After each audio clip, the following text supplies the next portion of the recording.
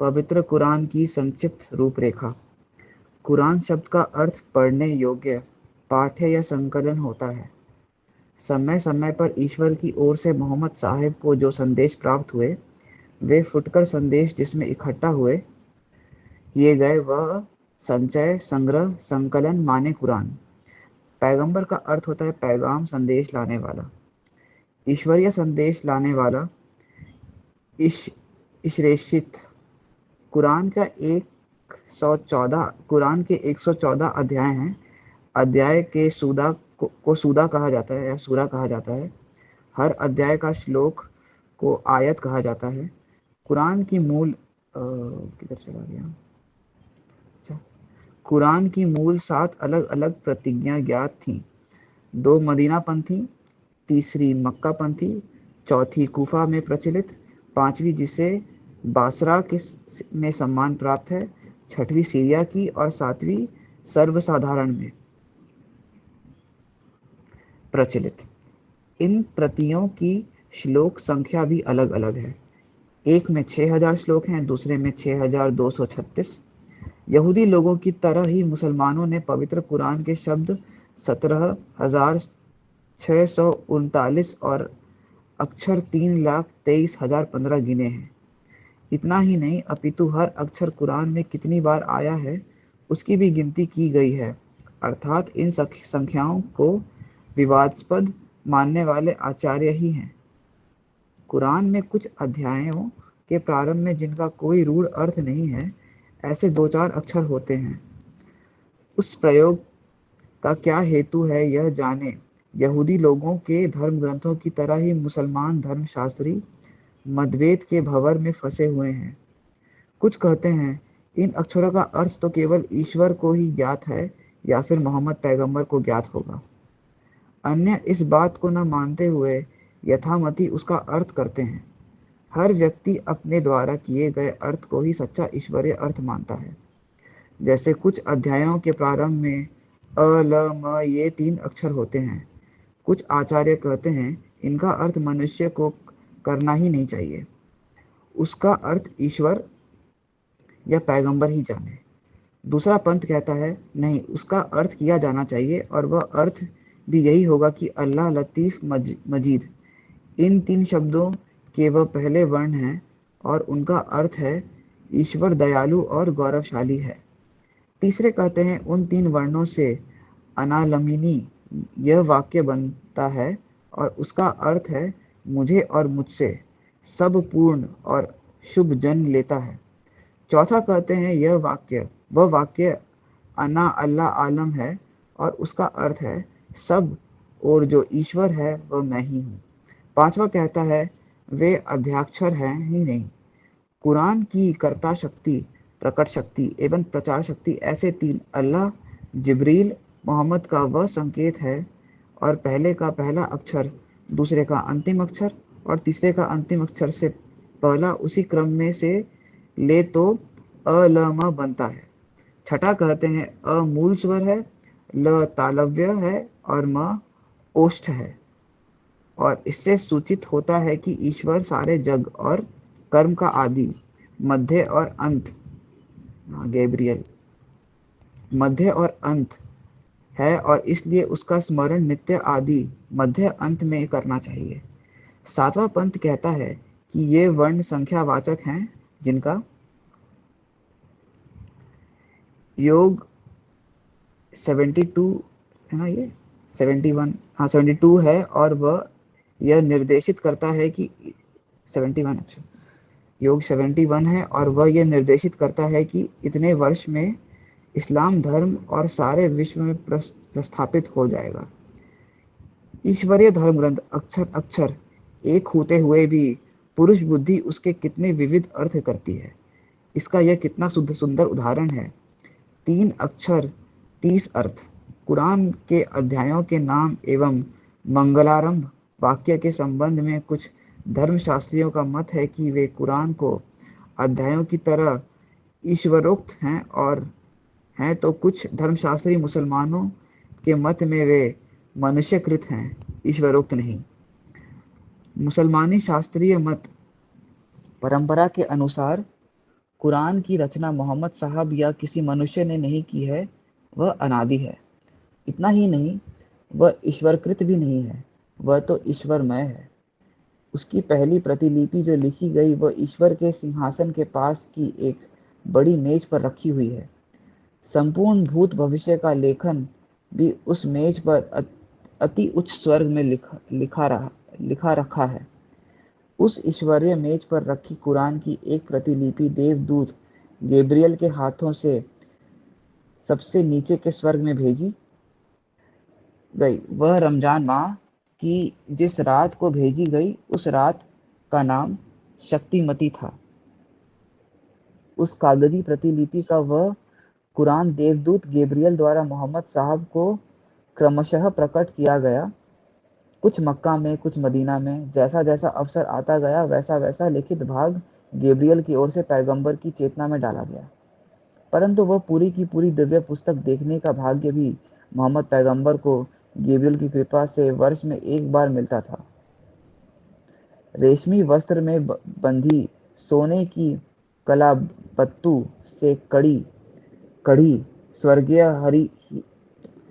स्वर्गीय हीरे जवाहरात में मढ़ी वह दिव्य पुस्तक थी। पुस्तक यद्यपि उपर्युक्त मत के अनुसार कुरान अनिर्मित एवं अनादि है और प्रत्यक्ष में वैसा न मानने वाले को पाखंडी कहा गया है, फिर भी हर महत्व के धर्म प्रश्नों की तरह इस प्रकरण में भी मुसलमान धर्मशास्त्रियों में तीव्र मतभेद जो होना था हुआ।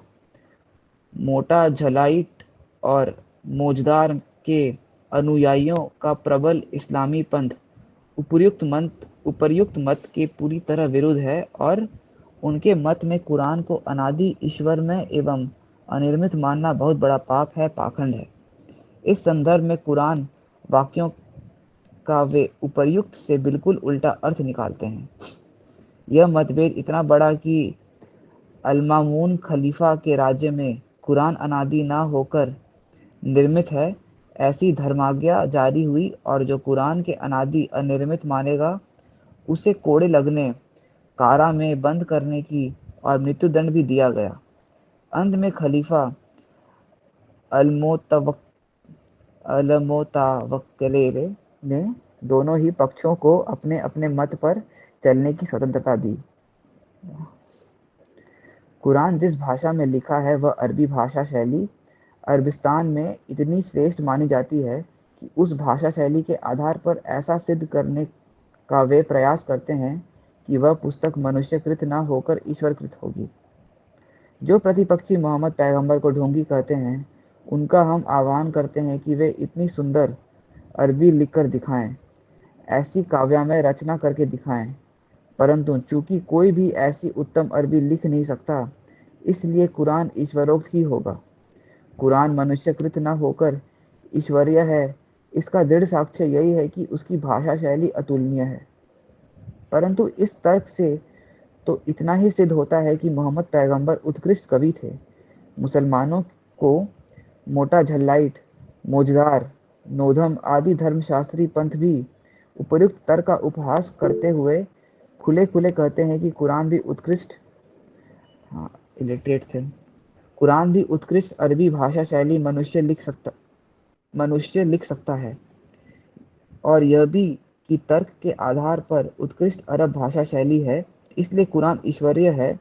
तो उत्कृष्ट संस्कृत भाषा शैली या उत्कृष्ट मराठी, बंगला, तमिल, जर्मन, ब्राह्मी में लिखी ग्रंथों को भी ईश्वरीय मानना पड़ेगा।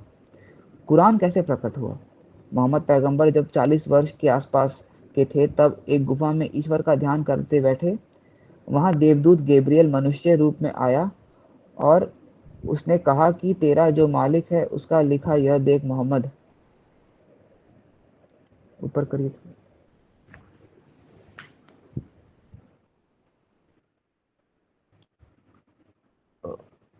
मोहम्मद, हाँ, उसका लिखा यह देख मोहम्मद ने कहा, पर मुझे तो अक्षर ना पढ़ने आते हैं ना लिखने।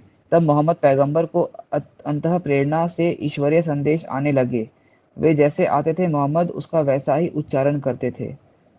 उनके शिष्य उनको स्मरण रखते, कुछ लिख लेते। ऐसे 20 वर्ष होता रहा और 65 वर्ष की आयु में जब मोहम्मद पैगंबर स्वर्गवासी हुए, तब तक जो संदेश समय समय पर मिले थे, वे उस समय अरबिस्तान में कागज बहुत प्रचलित न होने से चमड़े और खजूर के पत्तों पर लिखे गए। बाद में जो इधर उधर थे उन्हें एक जगह संग्रहित किया गया। जो मौखिक थे वे सारे एकत्रित कर मोहम्मद के खास शिष्य और उत्तराधिकारी अबू बकर ने कुछ व्यवस्था से एक ग्रंथ में लिखे, वही कुरान है। मोहम्मद के पहले शिष्य अधिकतर लड़ाइयों में मारे जाने से जब यह कुरान संग्रहित किया गया तब कुछ संदेश छूट गए। स्थल काल का अनुक्रम नहीं रहा।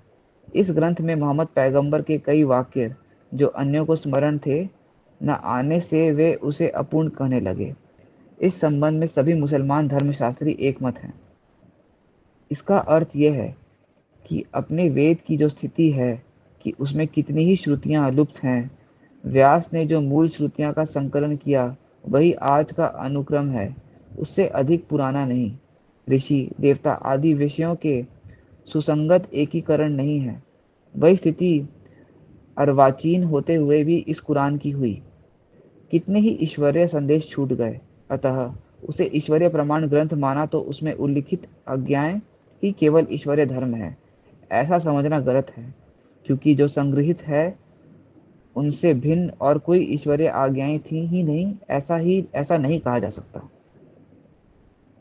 अबू बकर द्वारा किया गया यह संकलन कुरान मोहम्मद पैगंबर की अनेक पत्नियों में से एक विधवा स्त्री हफ्सा, जो खलीफा की उम्र की कन्या थी, को सौंपा गया। परंतु पैगंबर की मृत्यु के बाद 30 वर्षों में ही उपर्युक्त दिए नाना कारणों से कुरान की एक से दूसरी न मिलने वाली अनेक आवृत्तियां मुसलमानी साम्राज्य में अलग अलग भागों में चलने लगी। हर कोई अपने ही कुरान को सत्य मानकर दूसरे ही कुरान के पाठ भेद को पाखंड धर्म बद्धा कहने लगा। अबू बकर के कुरान को उसके प्रतिस्पर्धी वह अबू बकर की स्वयं की कृति है ऐसा कहते और और ईश्वरीय होने का उसका अधिकार नकारते। यह सारा घोटाला ठीक करने के लिए खलीफा उस्मान आशमन ने अलग अलग प्रचलित कुरान की जितनी संभव हो सकी उतनी प्रतियां एकत्रित कर और हफ्सा के पास की अबू बकर की प्रति को ही मान्य करते हुए उसमें जो है उसे ही मानने का आदेश जारी किया। अबू बकर के कुरान की हजारों प्रतियां तैयार करवाकर दूर दूर तक बांटी तथा उससे अलग या कम अधिक आयतों वाली प्रतियां जब्त की और जला दी। इतने प्रयास के बाद आज का कुरान ईश्वरीय और सच्चा माना गया, परंतु आज भी बहुत पाठ भेद इस्लामी धर्मशास्त्रियों के मतानुसार अस्तित्व में है। इतने से भी काम न हुआ। परस्पर विरोध टालने के लिए भिन्न भिन्न प्रतियां जलाकर एक ही कुरान रहने दिया, तब भी उसमें ऊपर वर्णित कुछ पाठ भेद ही हैं। पर उससे भी अधिक कठिनाई और आश्चर्य की बात यह है कि उस ईश्वरीय मानी गई अन्य प्रतीक में मोहम्मद पैगंबर के ही अनेक परस्पर विरुद्ध वचन अनिवार्य रूप से आए हुए हैं। पैगंबर स्वयं ईश्वर का एक आदेश एक दिन कहते थे और दूसरे दिन पहले दिन के आदेश का एकदम उल्टा आदेश लिखवाते थे। शिष्य हर शब्द को लिख लेते थे पूरी ईमानदारी से, पर उनकी समझ में नहीं आता कि बिल्कुल परस्पर विरोधी आदेश ईश्वर कैसे देता था। सर्वज्ञ ईश्वर को भी अपने विचार मनुष्य की तरह भिन्न भिन्न परिस्थिति में बदलने पड़े। मोहम्मद साहब की का प्रतिपक्षी और अनुयायी भी इससे बहुत आश्चर्य और संदेह में पड़ गए। प्रतिपक्ष तो खुला आरोप लगाने लगा कि इससे यह साफ हो जाता है कि भूत भविष्य वर्तमान जानने वाला सर्वज्ञ ईश्वर की यह रचना न होकर इस पर तो मनुष्यकृत ही होने की स्पष्ट छाप है। किसी एक परिस्थिति में मोहम्मद की सत्ता और हित को जो अनुकूल लगा वह ईश्वर का आदेश है, ऐसा कहा गया। दूसरी परिस्थिति में जब वह नियम सत्ता पर छाए विभिन्न संकट के कारण अतिकारी लगने लगे तो मोहम्मद पैगंबर ने उल्टा नियम कहकर ईश्वर की अंतिम से अंतिम आज्ञा के रूप में प्रचारित किया। सर्वज्ञ ईश्वर यदि उस कुरान को लिखता तो पहले ही अपना गलत आदेश न देता या कह रखता कि कुछ समय बाद अमुक परिस्थिति आते ही मैं विपरीत आदेश देने वाला हूँ। तब तक इस पहली इस पहली का पालन किया जाए। ऐसा होता तो परस्पर विरुद्ध आदेश प्रसारित न होते। इससे ईश्वरीय कृति अधिक सचती। पर ऐसा न कर पहला आदेश त्रिकाल बाधित धर्म के रूप में कहा गया और बाद में मैंने गलती की। अब जो दूसरा आदेश कह रहा हूँ वह पहले के उलट होते हुए भी त्रिकाल बाधित सत्य है। ऐसा कहा जाना कुरान की के रचयिता ईश्वर को मानव की तरह क्षण भंगुर बुद्धि का मानने की अपेक्षा सारे कुरान को ही मनुष्यकृत मानना ईश्वर के सच्चे भक्तों को अधिक सरल था। मोहम्मद पैगंबर भी अपनी जीवित अवस्था में अपने प्रतिपक्ष का विरोध टाल न सके। प्रतिपक्ष के आरोपों का उत्तर वे इतना ही देते कि मैं क्या करूं, ईश्वर ने जैसा समझा वैसा आदेश दिया, उसको कौन रोकेगा, कौन उसका मुंह पकड़ेगा, वह चाहे जैसा आदेश देगा। ईश्वर सत्य ही सर्वशक्तिमान और स्वतंत्र है। अति शब्दनिष्ठ मुसलमान धर्मशास्त्री भी इन परस्पर विरोधी कुरान वचनों की स्पष्टीकरण उपर्युक्त उत्तर से अधिक सुसंगत रीति से नहीं कर सकते। स्वयं पैगंबर के मुंह से निकले कुरान के परस्पर विरुद्ध वचन जिनका उल्लेख ऊपर आया है वह वैसे ही परस्पर विरुद्ध हैं। इस संबंध में अधिकतर इस्लामी आचार्यों के साथ ही स्वयं पैगंबर का भी यही मत है। परंतु ऐसे केवल 2-3 अपवाद नहीं हैं। इस्लामी धर्मशास्त्री ऐसे अपवादों की संख्या 230 मानते हैं। जैसे मोहम्मद पैगंबर के मुंह से ईश्वर ने सभी मुसलमानों को यह आदेश दिया कि तुम सब मुसलमान यरूशलेम, ज्यू लोगों की काशी तीर्थ की की ओर मुंह कर प्रार्थना करोगे। यह भी नहीं कहा कि यह आदेश अल्पकालिक है। अन्य सारे फरमानों की तरह यह फरमान भी त्रिकाल बाधित है। सर्वत्र सर्वथा अनुलंघनीय धर्मज्ञा की तरह उस ढंग और भाषा में प्रथम दिया हुआ है।